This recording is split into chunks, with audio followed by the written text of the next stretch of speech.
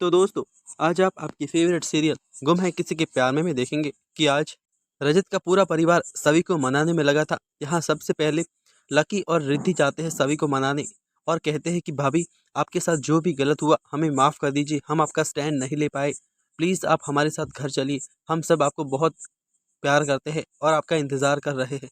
But यहाँ सभी उनको मना कर देती है और वो वापस चले आते हैं।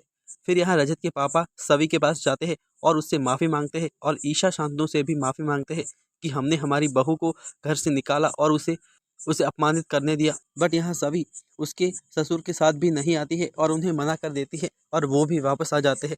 यहाँ रजत कहता है कि उसने पापा की इज्जत नहीं रखी और पापा के साथ भी नहीं आई है, उसे वही रहने दो, उसे आने की कोई ज़रूरत नहीं है। तभी यहाँ सई ऊपर से नीचे आती है और रजत पर चिल्लाती है कि आपने मेरी मम्मी परी मम्मा को क्या कहा है, उन्हें अपसेट कर क्यों किया है और उन्हें घर से बाहर क्यों निकाल दिया है। आप अभी जाओ और उसे माफ़ी मांगो और उन्हें यहाँ लेकर आओ। यहाँ रजत सभी को मना नहीं कर पाता है और सई उससे ज़बरदस्ती कहती है कि अगर परी मम्मा नहीं आई तो मैं खाना नहीं खाऊंगी। और तो इसीलिए रजत सभी के पास जाता है उसे मनाने के लिए, जहाँ पर सभी लोग वहाँ डिनर कर रहे होते हैं। तो यहाँ रजत सभी को हाथ पकड़ कर ले जाता है अंदर और कहता है कि मुझे तुमसे अकेले में बात करनी है, और ज़बरदस्ती सभी को अंदर ले जाता है। सभी कहती है कि क्या करना है, मुझे लेने आए हूँ, मैं नहीं आऊँगी।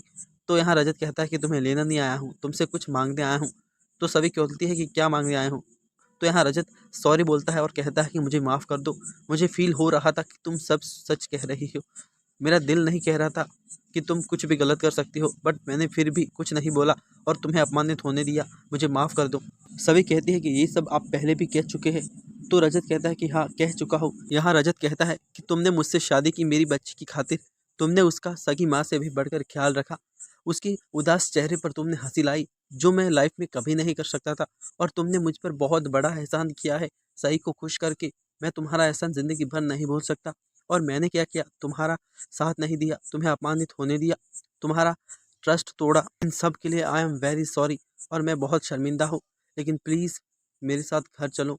यहाँ सभी कुछ नहीं बोलती है। तो रजत कहता है कि अगर तुम प्लीज़ मेरे साथ घर चलोगी तो मुझे बहुत अच्छा लगेगा। यहाँ सभी का जवाब ना आने पर रजत जाने वाला होता है। तभी सभी कहती है कि खुद लेने आए थे और अब अकेले ही वापस जा रहे हो।